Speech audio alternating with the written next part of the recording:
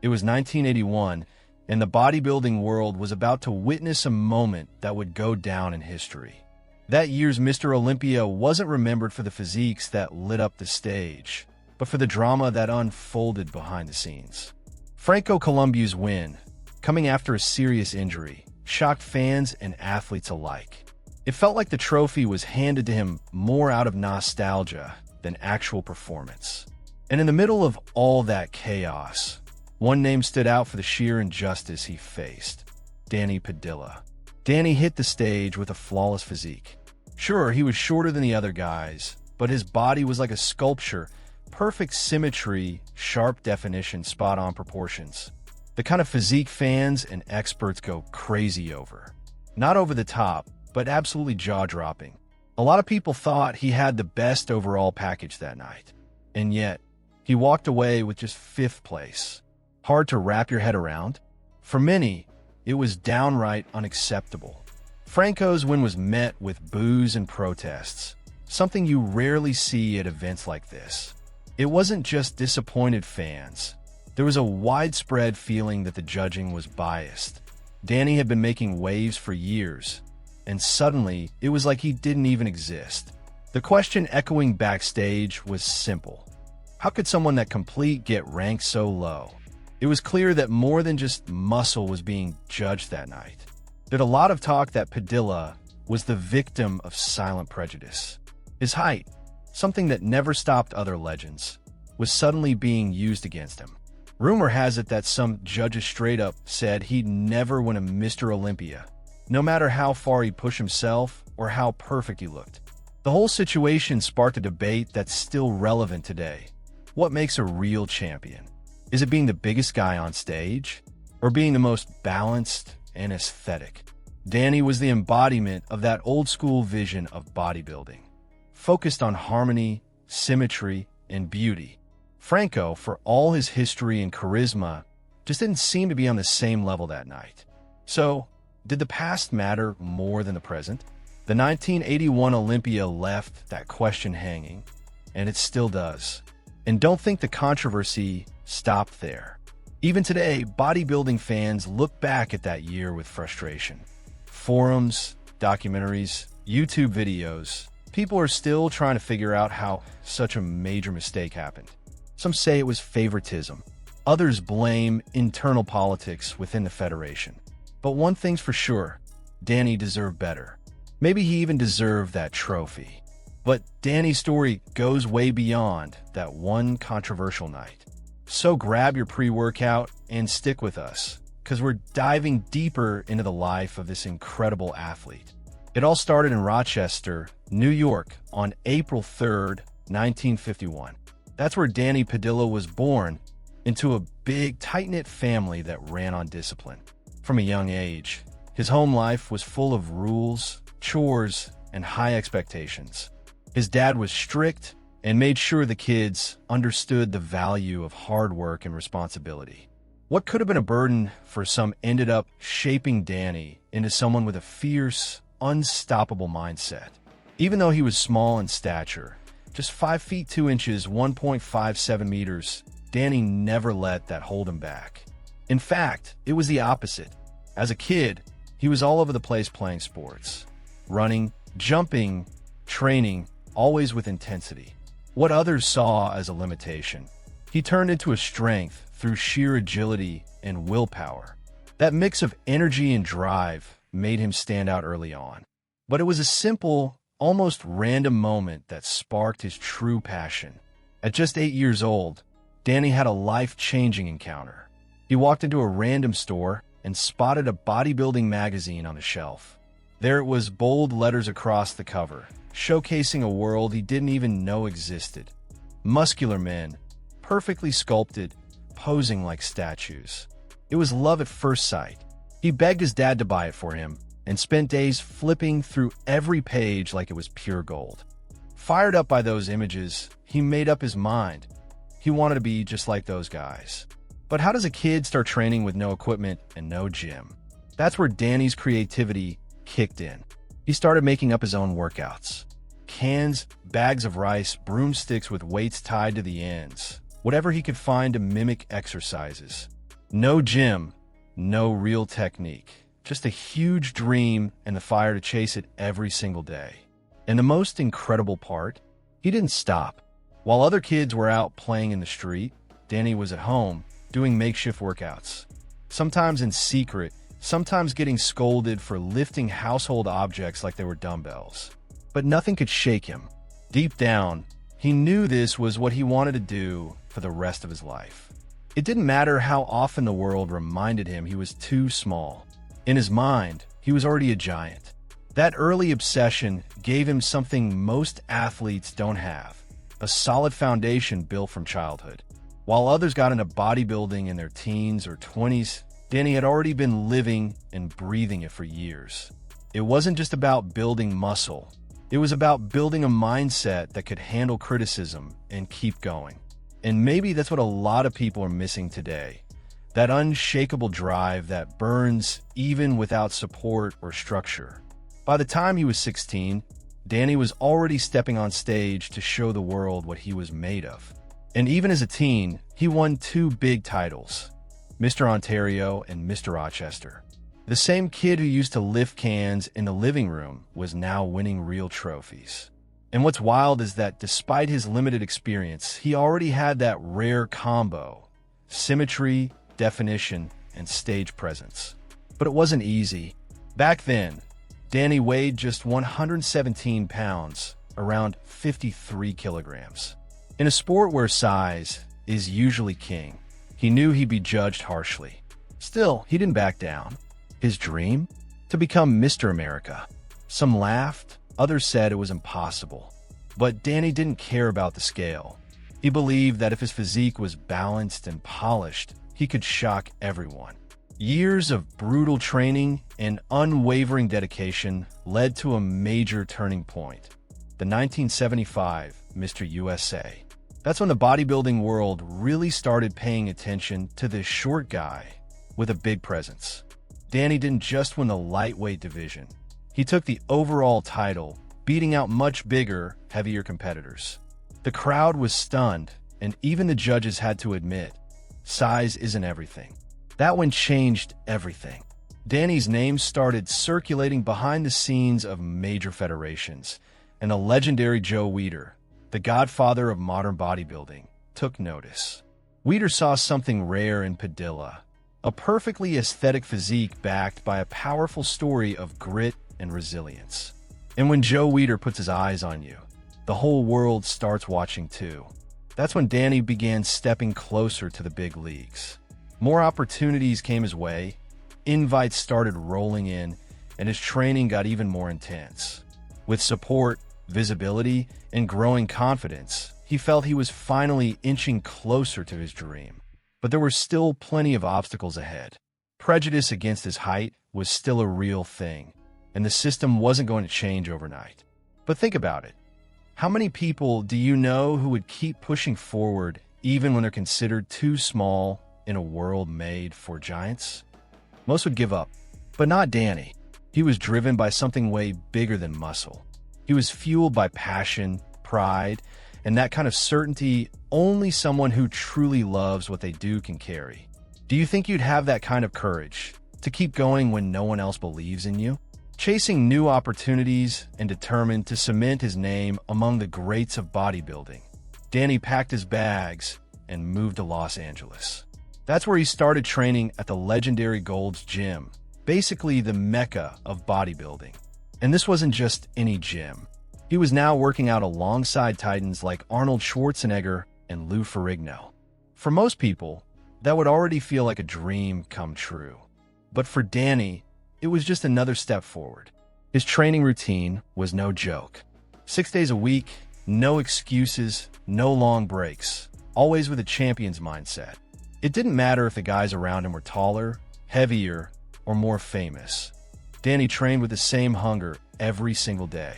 Gold's wasn't just a place to lift weights. It was the arena where the best of the best prepared to shine, and he was determined to prove he belonged. During this time, Danny even appeared in the legendary documentary Pumping Iron, which gave the world a behind-the-scenes look at bodybuilding in the 70s. But in the end, his scenes were cut. Why? a conflict with the IFBB after he competed for Portugal's team in the 1975 Mr. Universe. That small decision stirred up a lot of tension behind the scenes and showed just how ruthless politics in the sport could be, even toward the most gifted athletes. Still, even with the documentary snub, Danny remained a powerful presence in the California scene. And it was during this era that he earned one of the most iconic nicknames in bodybuilding, the Giant Killer. Why? Because Danny, with his modest height, was taking down much bigger competitors on stage. Not with sheer size, but with clean aesthetics, flawless symmetry, and perfect proportions. He made giants look awkward next to him, and the crowd loved it. The nickname fit like a glove. That's exactly what he did. Stepped on stage and shattered expectations with a picture-perfect physique. Every win was a silent clapback to those who said he was too small. In a sport where the spotlight usually follows the biggest bodies, Danny showed the real power came from the whole package, and from the self-belief of someone who knows exactly what they're capable of. How many times have you felt like the smallest person in a room full of giants? In any area of life, there's always someone saying you're not the right fit, that you're not big enough, or that it's not going to work. But Danny shows us that with consistency and real love for what you do, it can work. You can blow minds. And sometimes the smallest ones score the biggest wins. After years of grinding, pushing through setbacks, and giving it everything he had, Danny finally started reaping the rewards. In 1976, he pulled off one of the biggest achievements of his career, runner-up at the prestigious Mr. Universe. In that same year, he won his class at the Mr. America, finishing second overall, just behind the legendary Mike Mentzer. Still, by then, everyone knew Danny Padilla was one of the new faces reshaping the sport. The following year, 1977, would be even more unforgettable. After all the effort, the near misses and the setbacks, Danny came back to Mr. America determined to take the overall title. And that's exactly what he did. Even with protests, doubts, and technical issues during his routine, like stepping on stage without the usual competition tan, he walked away with a trophy. The win stirred up some controversy, sure, but it was undeniable. The Giant Killer had done it again. Those titles cemented Danny as one of the top athletes in the IFBB. He was no longer just the underdog or the short guy among giants. He was a champion. And more than that, he became the last overall winner in the history of the IFBB's Mr. America, since the Federation later restructured the event into what we now know as the Nationals. That alone gave Danny's victory an even bigger historical weight. Even with all the obstacles, controversial judging, behind-the-scenes politics, and subtle digs about his height, he never stopped believing in himself. Each competition was more than just a physical test. It was a chance to prove that dedication, aesthetics, and love for the sport could break through any rigid standard.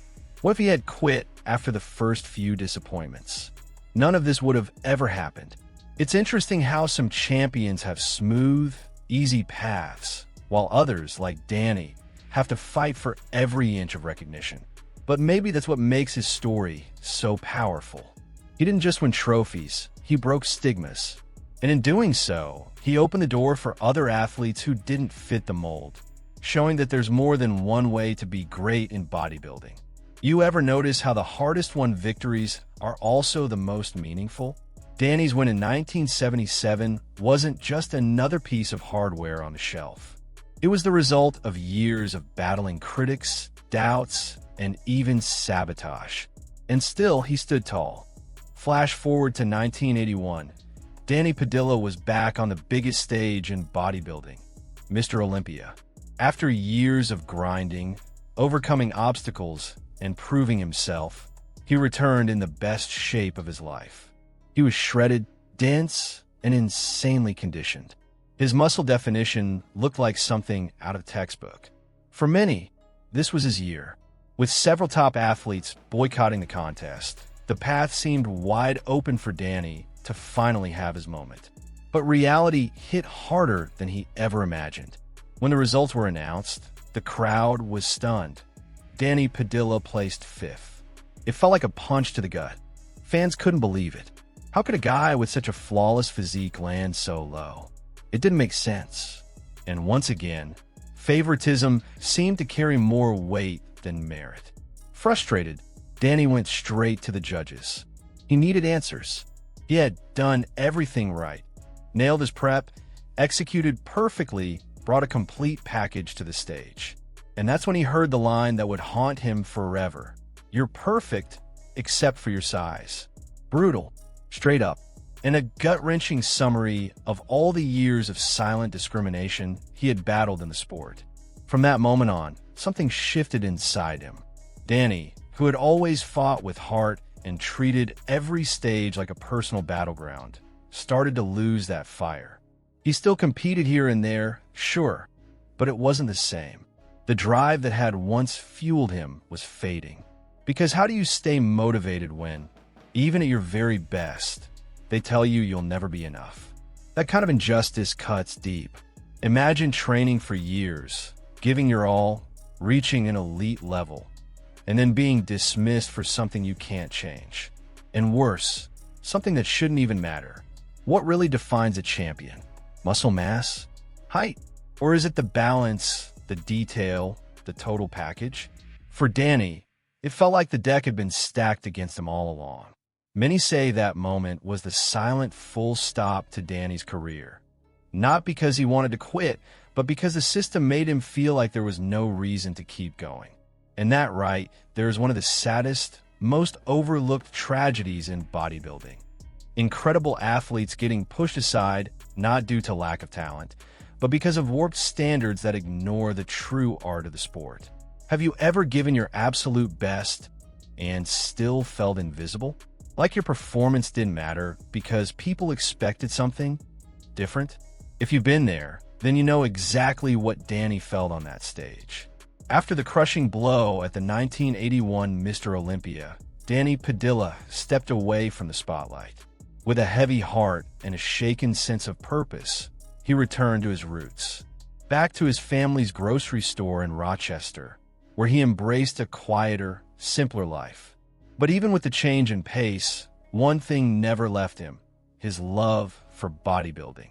Even far from the stage lights, Danny kept training every single day. It was like the sport was etched into his soul.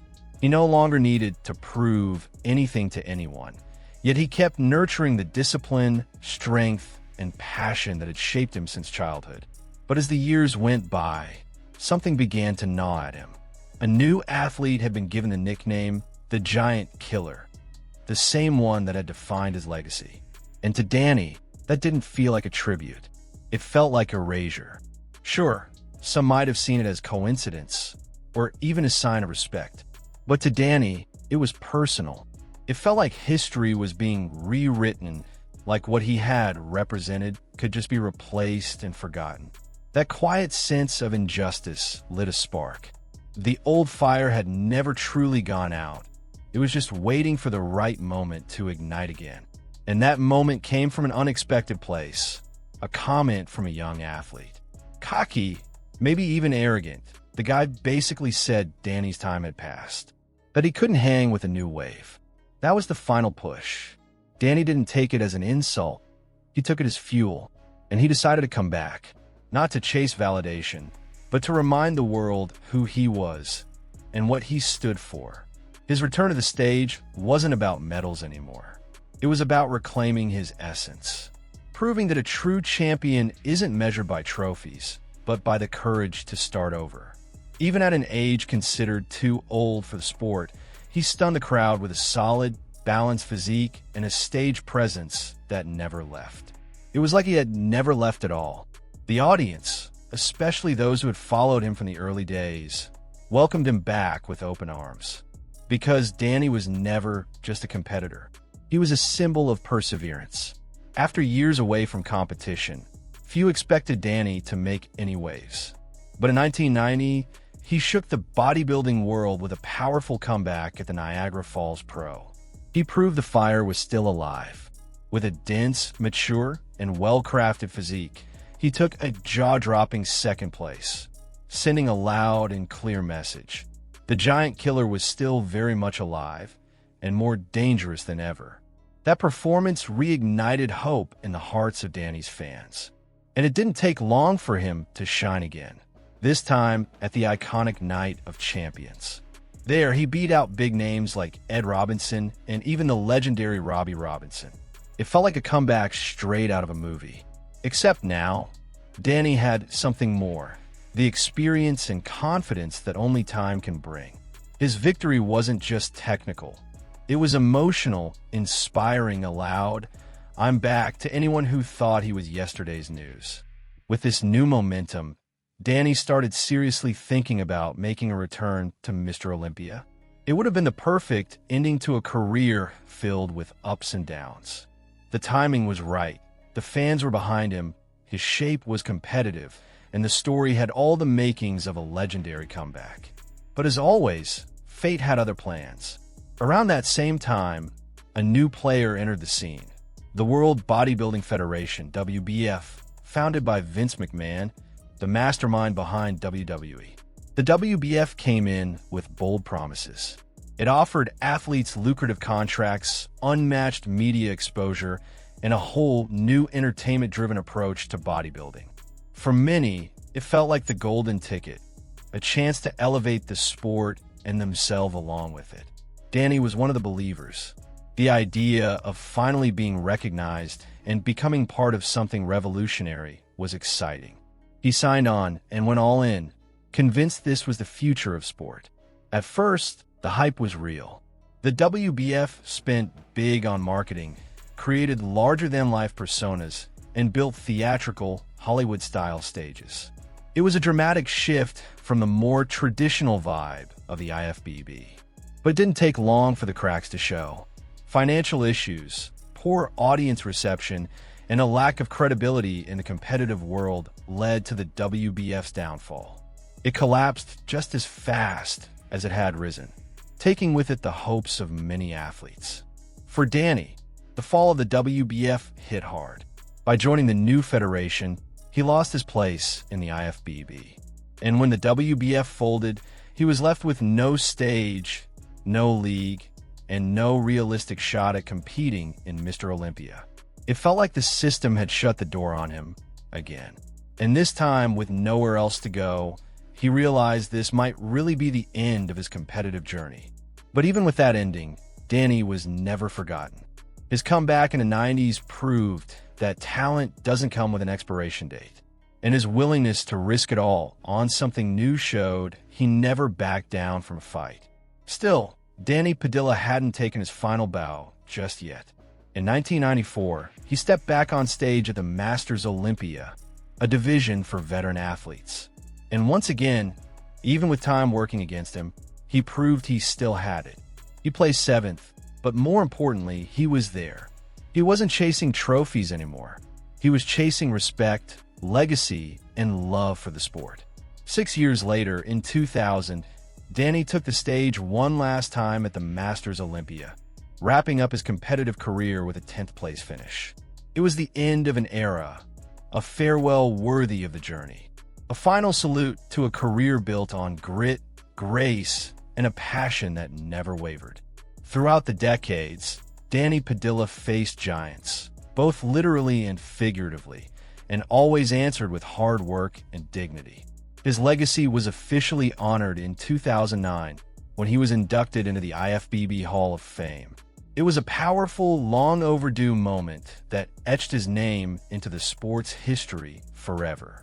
That induction wasn't just a ceremony, it was a form of justice, a recognition of a career that may not have always received its due, but became unforgettable through the power of example.